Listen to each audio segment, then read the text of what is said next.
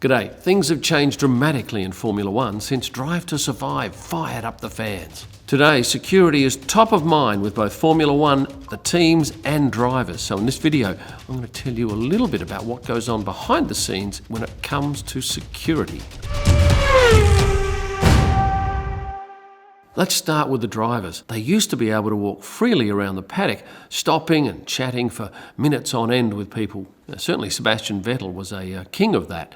But these days, it's just impossible for a driver to stand out there on his own and not get mobbed. We rarely see a driver walking on their own in the paddock, and certainly never in the fan zones. Lewis Hamilton was the first driver to get security guards, going back a number of years ago now. Today, he has 2 at all races, and sometimes 3. They're responsible for getting him to and from the track and getting him from point A to point B once he's in the paddock. And I should say that a lot of his movement is highly choreographed, and it has to be given his immense popularity with the fan base. It's not uncommon for groups of fans to sprint when they see a driver out in the open. And Lewis is not the only driver to have security guards. Lando and Oscar this year both have a security guard each looking after them at, so far, every single race. Of course, they're popular, but they're also wearing very expensive watches. And while we're on the subject of watches, I recently heard about this rather very special watch, the 98 T4.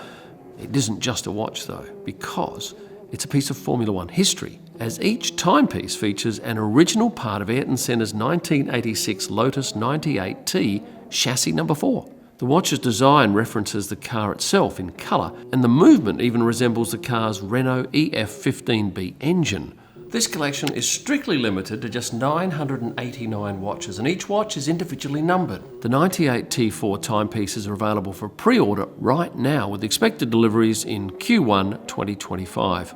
Pre-order customers will also receive a 20% discount on the expected retail price. To discover and pre-order yours, click the link in my description.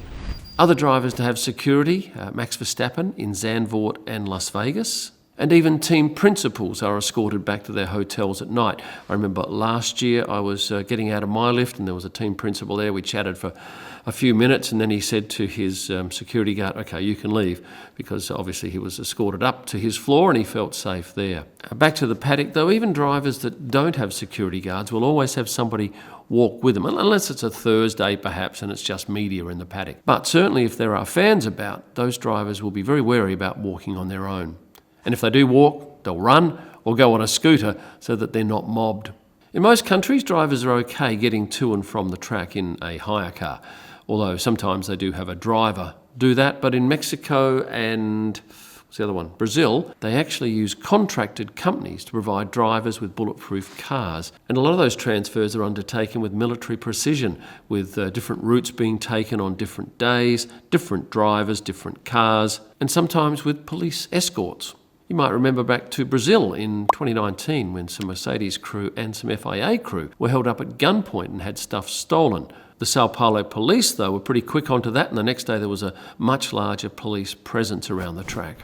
I mentioned watches earlier on, and because some of the watches that these drivers wear, the likes of a Richard Mille might retail for $300,000 US or more, they need to be very careful outside the track. And as you probably realise, Lando was once robbed, as was Carlos, although Carlos was lucky, chased the thieves down and actually got the watch back. That was in Milan. And Pierre Gasly has said that it's not uncommon that he has people knocking on his door of his driver's room in the hospitality suite, which is another reason why teams are spending more time on their security. Certainly in the paddock, you'll find every team has a security person at the back of the garage to make sure only those who should be in there are, and a number of teams have people checking who goes in and out of the hospitality suites. Certainly fans have fewer chances of ever meeting their drivers one-on-one, but when drivers post pictures of them from their hotels, it pretty much gives away where they are, and they'll often find hundreds rolling up, hopeful of catching up with the driver as they arrive or leave. And most of those people are really good-natured and genuine fans, but hotels now are starting to be a little bit wary. Some saying, no, we don't want drivers at our hotel because it costs so much more in security to make sure everybody's safe. Some hotels like De La Source in Spa, where a number of drivers stay because it is so close to the track, everybody staying has to wear a wristband. So only those with the wristband are allowed anywhere near the place. And at Hotel de la Ville in Monza, they keep the gates locked at all times, ensuring the crowd remains outside. At the track, though, with large crowds of sometimes 400,000 plus over a race weekend, security is key. Many tracks require you to submit to a metal detector as you go through. And with different protest groups threatening to disrupt events, security and police need to be very much on their toes. Of course, keeping people off the track is no mean feat, and in Australia this year, after last year's track invasion came way too early, Australia was not allowed to have people come onto the track after the race. So there were big changes made where a lot of those photo windows and gaps where the marshals were housed were all fenced in.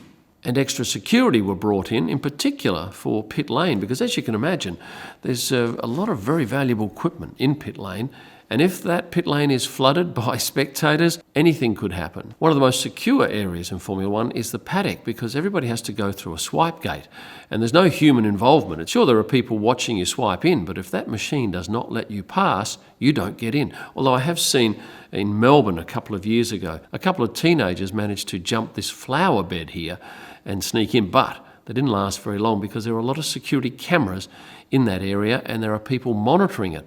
And I can tell you it's effective, because I was in Bahrain and I was in the media centre. I left my pass on the desk and I walked out into the paddock. Of course, you don't have to go through any swipe gates to get into the paddock from there. And within about 2 minutes, somebody had come and tapped me on the shoulder and said, "Where's your badge?" Right, it's back in the media centre, so I had to go back and grab that. Oh, and going back, start of the year, FIA sent us a note saying, please do not put a picture of your media pass up on your social media.